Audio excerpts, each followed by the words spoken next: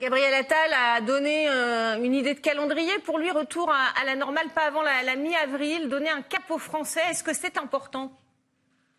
Mais je me méfie énormément de ce qu'il appelle le retour d'ailleurs à une vie, je le cite, quasi normale. Moi, le quasi me fait extrêmement peur. Et en fait, quand on connaît les projets du gouvernement qui sont maintenant explicites, ça veut dire une vie où ce sera un peu plus rouvert, ce qui ne veut pas dire d'ailleurs qu'il n'y aura pas encore des couvre-feux, il y aura toujours le masque, y compris à l'extérieur, ce qui est une absurdité totale. Mais en plus, ils vont nous ajouter des QR codes partout à flasher quand on rentrera dans un restaurant. Il y aura le fameux pass sanitaire sur lequel l'Union européenne et Macron sont en train de travailler, ce qui est un vrai énorme problème éthique, un énorme problème de liberté et d'égalité entre les citoyens et de fin d'ailleurs du secret médical. Voilà, donc si vous voulez, moi, cette vie, cette nouvelle normalité, comme on dit, je n'en veux pas. Et je crois qu'il faut continuer d'augmenter la pression par des manifestations, des rassemblements, comme nous le faisons notamment tous les samedis, place Pierre-Laroque à Paris, sous les fenêtres du ministère de la Santé. C'est comme ça que le peuple se fait entendre et ce n'est pas simplement en disant qu'il n'est pas d'accord. Alors des Français qui seront d'accord avec vous, de plus en plus de Français adhèrent de moins en moins en tout cas à ces restrictions. Il y a 2 jours, le chef de l'État s'est rendu dans le 18e arrondissement de Paris.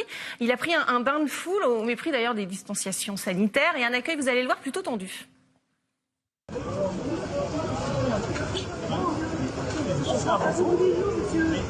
Et la situation également. On est stressé. Il n'y a plus rien, il n'y a plus de travail. Je vais être madame. On veut plus d'heures, madame. Alors il faut réagir, monsieur, merde. C'est le moment. Mais ça va pas normal. Oh là là. C'est pas normal. C'est pas normal. Non. C'est pas normal.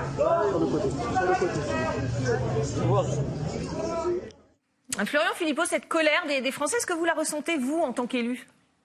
Mais évidemment. On voit bien d'ailleurs je crois qu'il est sorti un sondage hier, 65% des Français maintenant contre le confinement.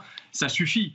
Il faut que les Français soient un peuple libre, qui retrouve intégralement toute leur liberté, qu'on rouvre toutes les activités qui sont fermées, qu'on rouvre les universités également, qu'on arrête ce délire collectif, qu'on arrête d'avoir à la place des gouvernements des gardes-chioums, des matons de prison qui considèrent leur peuple comme des peuples assignés à résidence sous cellule. Ça suffit totalement. Qu'ils travaillent sur la prévention, qu'ils autorisent les médecins libéraux à prescrire les traitements qui fonctionnent, même si je sais que les seuls traitements qui intéressent le pouvoir, ce sont ceux qui coûtent extrêmement cher et qui ramènent de l'argent à l'industrie pharmaceutique. Pourtant, il y a des traitements qui ne coûtent pas un rond, mais qui sont extrêmement efficaces, ivermectine et tant d'autres. Il faut les autoriser, il faut arrêter de fermer des lits à l'hôpital, mais il faut libérer complètement le pays. Je vois le Texas qui le fait, je vois le Mississippi qui le fait, je vois des pays qui l'ont fait depuis longtemps, comme l'Inde, etc., et qui ont beaucoup moins de morts par habitant que la France, mais qui ont arrêté de détruire leur pays, de détruire les métiers, un art de vivre et les libertés. Ce retour quasi normal cité par Gabriel Attal, pour vous, il passe par une campagne de vaccination réussie ? Non, mais encore une fois, ils n'ont pas en tête un retour à la vie normale. Ils ont en tête un retour à une espèce, une allée plutôt vers un monde inconnu, vers un monde de surveillance numérique, de contrôle par passe sanitaire, QR code. Vous voulez ça comme monde ? Vous voulez que quand vous rentrez dans un cinéma, un festival, un restaurant, quand vous prenez le métro ou le train, on vous demande de flasher quelque chose, on vous demande de montrer un pass qui montre que vous êtes vacciné, que vous avez fait un test il y a moins de 48 heures. C'est le monde vraiment qu'on veut ? Moi, je ne veux pas de ce monde-là, où on serait en permanence sous masque par ailleurs. Non, je veux un monde où on s'occupe normalement des malades, on les traite, on autorise les médecins à prescrire, on arrête de détruire et de saccager l'hôpital public comme on l'a fait depuis des décennies. Mais je ne veux pas de ce monde où on serait tous forcément vaccinés, testés, masqués, plastifiés, plexiglasisés, QR-codisés, passe sanitarisés, etc. Je ne veux pas de ce monde-là. C'est un monde profondément inhumain et infernal. Le vaccin, pour ceux qui le souhaitent, mais moi je suis pour une liberté totale vaccinale, y compris pour ceux qui ne veulent pas se faire vacciner. Il faut néanmoins protéger les personnes qui sont fragiles. 400 morts en moyenne tous les jours. Florian Philippot, ce monde normal dont vous parlez, il passerait par quoi pour protéger ces personnes-là ?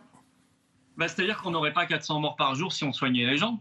Voilà, si on autorisait les traitements qui sont autorisés ailleurs, on va aller voir en Inde, ils ont 11 fois moins de morts par habitant que la France. Pourtant un pays qui n'est pas considéré comme un pays richissime, en tout cas par habitant, parce qu'ils autorisent depuis très longtemps l'ivermectine et d'autres soins. Voilà, donc si vous voulez, il faut desserrer cet étau incompréhensible sur les traitements et il faut prendre soin des personnes dont on sait qu'elles sont vulnérables. On sait qu'aujourd'hui, c'est une maladie qui tue globalement, toujours trop, mais qui ne tue pas non plus. Ce n'est pas la peste noire, si vous voulez. Il n'y a pas des monceaux de cadavres dans les rues, ce n'est pas ça. On sait que ça tue des gens qui en moyenne ont 81 ans.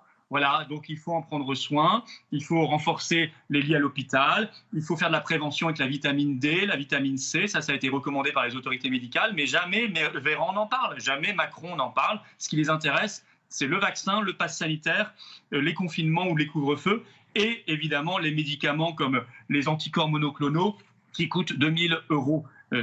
Alors que leur efficacité est tout à fait discutée. Voilà, là, il y a un énorme problème et il y a des problèmes derrière de conflits d'intérêts.